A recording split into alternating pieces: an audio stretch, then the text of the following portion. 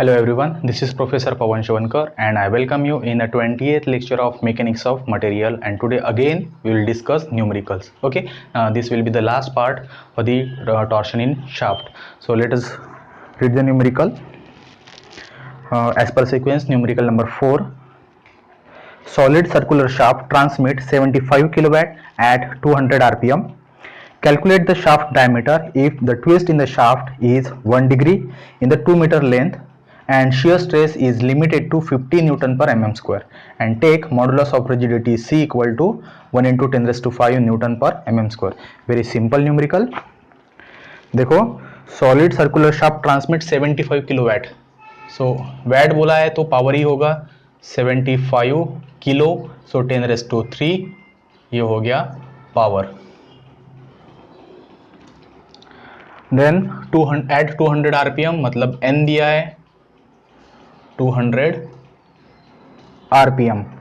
Calculate the shaft diameter in a twist is in the shaft is 1 degree. तो ये क्या दिया होगा 1 डिग्री, ये दिया होगा angle of twist. Theta is 1 degree मतलब पाई बाय 180, या फिर क्या थी वैल्यू उसकी 0.01745 रेडियन. याद नहीं करनी है, बस ये याद रखना है आपको, degree to radian pi by 180 होता है कन्वर्शन. नेक्स्ट क्या दिया है 2 meter length. So L is 2 meter, that means 2000 mm. Meter का कन्वर्शन mm में 2000. shear stress is limited to, shear stress का नोटेशन क्या है, टाउ है. टाउ इज 50 न्यूटन पर mm square. And capital C मतलब क्या, मॉडुलस ऑफ रिजिडिटी. C दिया है 1 इंटू 10 रेस्ट टू 5 न्यूटन पर mm स्क्वायर. इतना सब कुछ दिया है. निकालने के लिए क्या बोला है, calculate the shaft diameter. Shaft diameter D. ठीक है. अब यहाँ पे कुछ सॉलिड सर्कुलर शाफ्ट बोला था इसलिए सिंगल D आएगा. हॉलो शाफ्ट के लिए आउटर डायमीटर इनर डायमीटर आएगा. चलो, तो एज यूजुअल हमारी पहली स्टेप क्या है, पावर का इक्वेशन यूज करके टॉर्क निकालना. So we know that P is 2 pi nt by 60. Hence T is equal to क्या था, P into 60 by 2 pi n. चलो, पावर कितना है हमारा 75 इंटू 10 रेस्ट टू 3 क्योंकि किलोवाट है, into 60 divide by 2 pi. n कितना है RPM 200. So this calculation should come out like torque is 3580.98. ये क्या हुआ आपका न्यूटन मीटर. पावर की इक्वेशन से जब भी टॉर्क आएगा न्यूटन मीटर में आएगा, और डायमीटर अगर आपको mm में चाहिए तो इसको न्यूटन mm में कन्वर्ट करना पड़ेगा. ठीक है. So T is equal to क्या है 3580.98 into 10 rest to 3 newton mm. याद रखना है. चलो, नेक्स्ट इक्वेशन टॉर्क का फिर से क्या है, वो है pi by 16 tau D cube. Simple equation. So diameter यहाँ से निकल सकता, तो टॉर्क की वैल्यू पुटअप करो 3580.98 into 10 rest to 3 equal to pi by 16. Tau कितना दिया है 50 दिया है, सो 50 डी क्यूब. तो यहाँ से इजीली आपको डायमीटर मिल जाएगा. वैल्यू पुटअप करो सभी. डायमीटर यहाँ पे आना चाहिए 71.3 mm.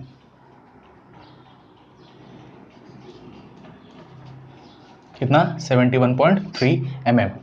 फिलहाल तो उसको अभी नेक्स्ट भी है हमें जो सिलेक्ट करना है, या फिर आप राउंड फिगर यहाँ पे भी बोल सकते हैं कि 71.3 mm. सो और 72 mm.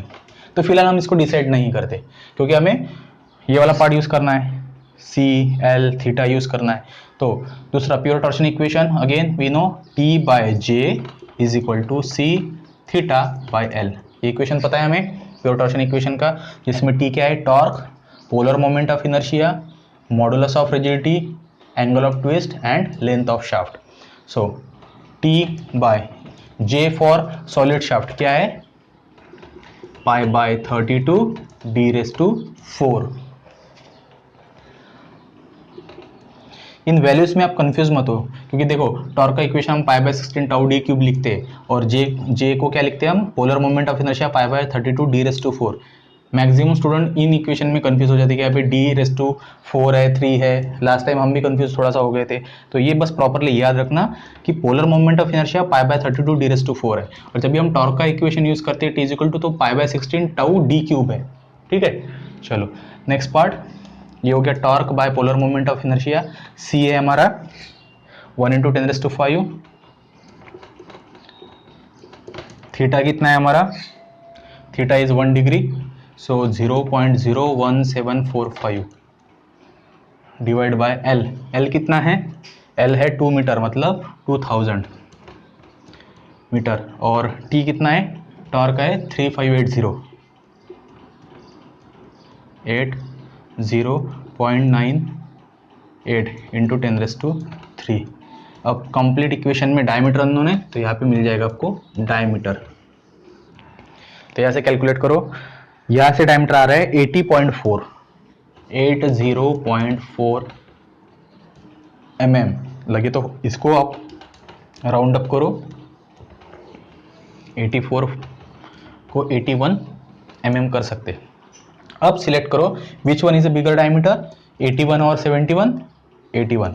So this is your required answer, ये रहेगा हमारा फाइनल डायमीटर। ठीक है, हर बार हम लार्जर डायमीटर सिलेक्ट करेंगे, क्यों, क्योंकि अगर हम स्मॉलर डायमीटर अगर यूज करते हैं तो उससे जो शियर स्ट्रेस की वैल्यू होगी वो ज़्यादा आ जाएगी। लेकिन हर बार जैसे प्रॉब्लम में दिया है कि भाई 50 न्यूटन पर mm² ही होना चाहिए, लेकिन अगर हमने ये यूज़ किया 71.3, तो फिर यहाँ पे वैल्यू थोड़ी सी ज़्यादा हो जाएगी। ओके, चलो moving to next numerical. Next और अदर लास्ट न्यूमेरिकल है, ये आपका टॉर्शनिंग शाफ्ट में लास्ट न्यूमेरिकल है अभी।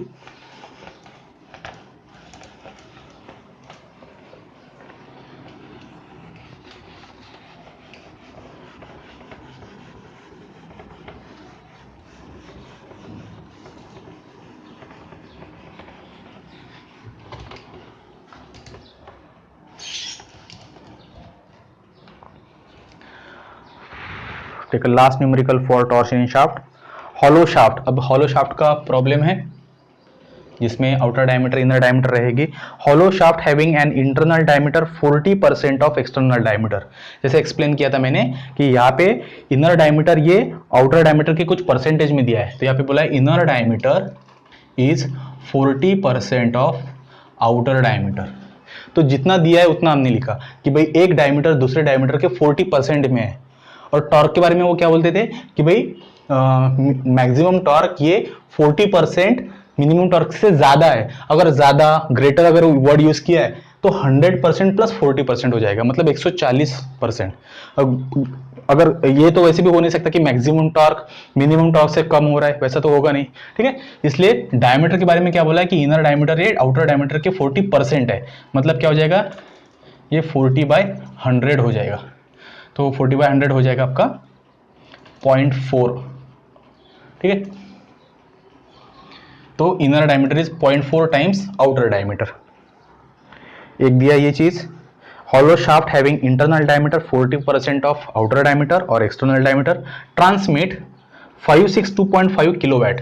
किलोवाट मतलब पावर दिया है, so 562.5 kilowatt 10⁻³ watt at 100 rpm. So n is given 100 rpm. Determine external diameter of shaft if shear stress is not to exceed 60 Newton per mm²। मतलब shear stress दिया है tau is 60 Newton per mm²। And twist in a length of 2.5 meter। Twist in a length of 2.5 meter. तो 2.5 metre मतलब क्या है, length दी है 2.5 metre, मतलब 2500। समझ में आ गया, मीटर 1000 से मल्टीप्लाई कर देंगे 2.5 को, so 2500 mm। Twist in a length of 2.5 meter should not exceed 1.3 degree. ये कुछ अलग दिया है, 1.3 डिग्री दिया है, तो 1.3 डिग्री मतलब 1.3 इंटू पाई बाय 180। जितना डिग्री है उसको पाई बाय 180 से मल्टीप्लाई कर देंगे रेडियन के लिए। ओके, तो यहाँ पे थीटा आ रहा है 1.3 इंटू पाई बाय 180 0.02 0.02269, ये काय में आया, रेडियन में आया। और क्या दिया है, assume maximum torque is 1.25 mean torque, ये डायरेक्टली दिया है, T maximum is 1.25 times T mean, कुछ भी वर्डिंग में नहीं दिया, डायरेक्टली दिया है relation, maximum torque is 1.2 times T mean. And modulus of rigidity दी है C equal to, C is 9 into 10⁴, क्या, न्यूटन पर mm², इतनी सब कुछ वैल्यू आपको दी है, ठीक है। ये रिलेशन दिया है इनर आउटर डायमीटर का। सो निकालना क्या है, फिर से हमें एक्सटर्नल एंड इंटरनल डायमीटर निकालने हैं। ओके, अभी तक जैसे जैसे प्रोसीजर आपने अडॉप्ट की है वही आपने अडॉप्ट करनी है। सबसे पहले पावर दिया है, तो पावर का equation P is equal to, ये लिखना पड़ेगा, है ना, पता हो नहीं हो हर बार, we know that 2 pi NT by 60, hence torque क्या हो जाएगा, P into 60 by 2 pi N। तो सभी वैल्यूज पुटअप करो, पावर कितना है हमारे पास में, 2562.5 into 10⁻³ into 60 divide by 2 pi as it is, N कितना दिया है, 100।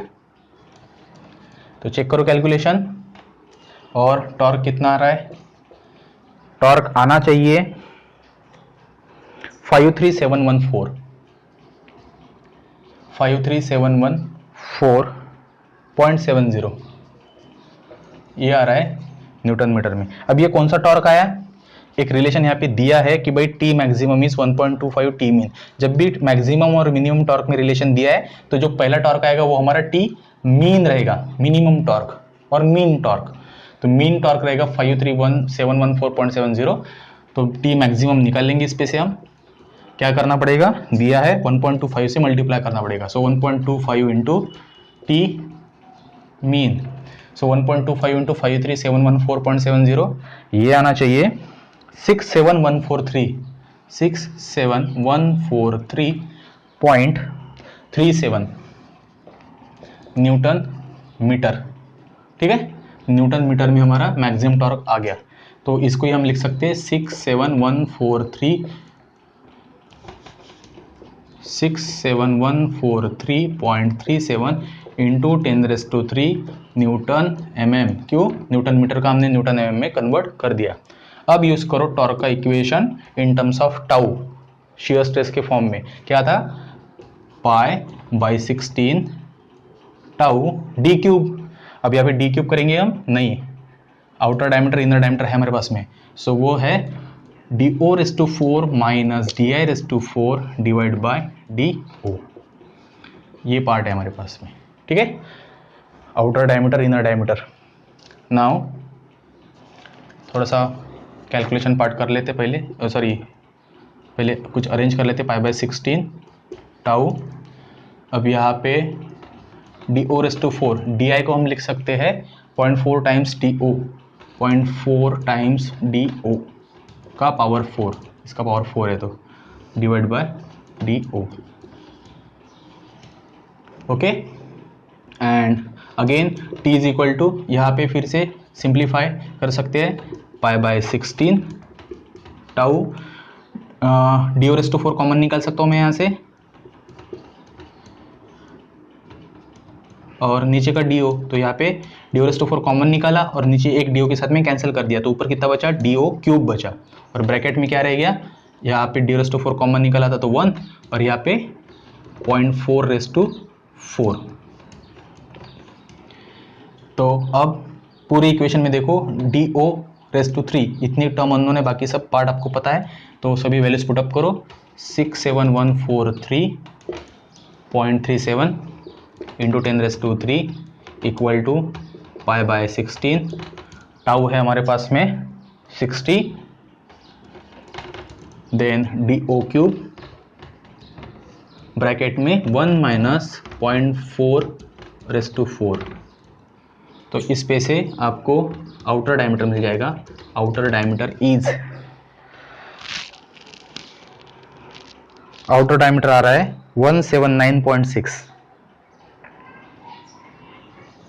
179.6 mm, और इसी हिसाब से इनर डायमीटर आ जाएगा 179.6 या फिर 180 कर दो आप, या फिर 179 इंटू 6, ये आउटर डायमीटर आ गया। 0.4 से मल्टीप्लाई करने के बाद में आ जाएगा 72.07।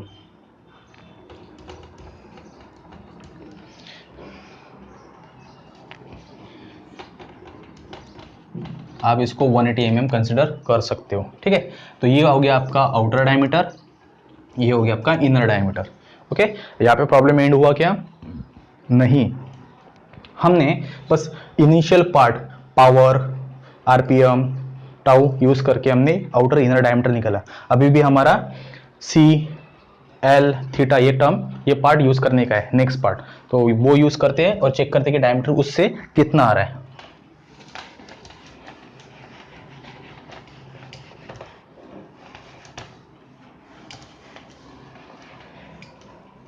तो देखो इक्वेशन हमारे पास में, pure torsion equation is T by J is equal to C theta by L, where T is a torque, J is polar moment of inertia, C is modulus of rigidity, then theta is angle of twist and L is length of shaft।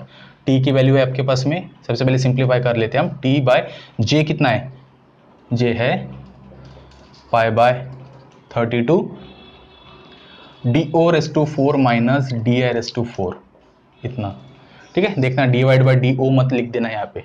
Polar moment of inertia क्या है? Pi by 32 D raise to 4 था solid shaft के लिए, hollow shaft के लिए DO raise to 4 minus DI raise to 4 हो जाएगा, is equal to C theta by L।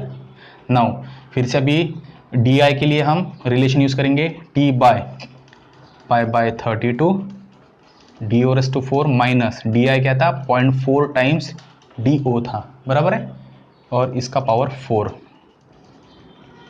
Equal to C theta by L। फिर से ये कैलकुलेशन आप कर सकते हो, T बाय पाई बाय 32, यहाँ पे DO रेस टू 4 मैं कॉमन निकाल लूँ, DO रेस टू 4 अगर हमने कॉमन निकाला तो यहाँ पे बचा 1 माइनस 0.4 रेस टू 4, बराबर है, 0.4 रेस टू 4, यहाँ पे तो 1 ही है, equal to C theta by L। और अब आप वैल्यू पुट अप करो सभी, आपको आउटर, बस आउटर डायमीटर मिल जाएगा, बाकी सब टर्म नोन है हमें, क्योंकि टॉर्क कितना है हमारे पास में? टॉर्क है 67143.37 into 10 raise to 3 divide by क्या है? Pi by 32 DO raise to 4 1 minus 0.4 raise to 4 equal to C कितना है? C की वैल्यू है 9 इंटू 10 रेस टू 4, थीटा कितना था हमारा? 1.3 डिग्री था, तो वैल्यू आई थी 0.02269 डिवाइड बाय L कितना था? L था हमारा 2.5 मीटर, मतलब 2500, ठीक है। सभी वैल्यूज हमने पुट अप कर दी। यहाँ पे फाइनली आपको बस आउटर डायमीटर है तो आउटर डायमीटर मिल जाएगा। Outer diameter should be 171.2 mm, ठीक है। चेक कर लो यहाँ पे आउटर डायमीटर और यहाँ पे आउटर डायमीटर कितना है। यहाँ पे 171 है और यहाँ पे 179 है। Bigger diameter is this, so inner diameter निकालो मत निकालो कोई इशू नहीं, क्योंकि हमें तो इसीलिए यही करनी है। तो यहाँ पे आपको आपका आउटर डायमीटर क्या है? आपका 179.6 या फिर 180 mm, 180 mm outer diameter and 72.07 mm ये इनर डायमीटर, ये आपके फाइनल आंसर है, ठीक है। तो हर बार हमें मैक्सिमम डायमीटर सिलेक्ट करना है, depends on the outer diameter क्या आया है उसके हिसाब से। तो ये हो गया आपका टॉर्शन इन शाफ्ट का पोर्शन कवर, मतलब जो हमारा यूनिट है टॉर्शन, तो torsion in shaft and torsion in spring ये दो पार्ट में डिवाइड था, जिसमें टॉर्शन इन शाफ्ट हमारा ये पार्ट कंप्लीट हो चुका है। डेरिवेशंस प्लस न्यूमेरिकल्स, जिसमें डेरिवेशन जो इंपॉर्टेंट है एग्जाम पॉइंट ऑफ व्यू वो था pure torsion equation, then torsion torque in terms of polar moment of inertia, मतलब T by J C theta by L वाला इक्वेशन पूरा का पूरा, हॉलो शाफ्ट और सॉलिड शाफ्ट के लिए जो हमने टॉर्क के इक्वेशन डिराइव किए थे वो, ठीक है, और सब न्यूमेरिकल्स। नेक्स्ट लेक्चर से हम स्टार्ट करेंगे टॉर्शन इन स्प्रिंग, टॉर्शन इन spring just like coil spring. Okay,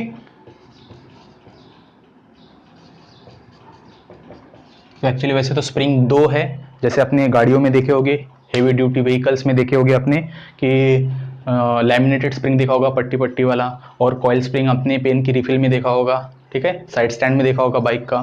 तो जब भी वो सब्जेक्टेड रहता टॉर्क से, ये लोड हो गया कि जैसे हम स्प्रिंग को खींच रहे तो वो हो गया फोर्स, अगर उसको ऐसा ट्विस्ट कर रहे हैं हम तो स्प्रिंग कॉइल थोड़ा सा वो टॉर्शन में जाएगा, ठीक है। तो लैमिनेटेड हो या फिर कॉइल स्प्रिंग रहो, तो दोनों में टॉर्शन क्या रहेगा वो हम देखेंगे। वैसे लैमिनेटेड स्प्रिंग में टॉर्शन ये पार्ट आपका सिलेबस का नहीं है, हम डायरेक्टली कॉइल स्प्रिंग के लिए उसको पढ़ेंगे नेक्स्ट लेक्चर से। Okay, so thank you.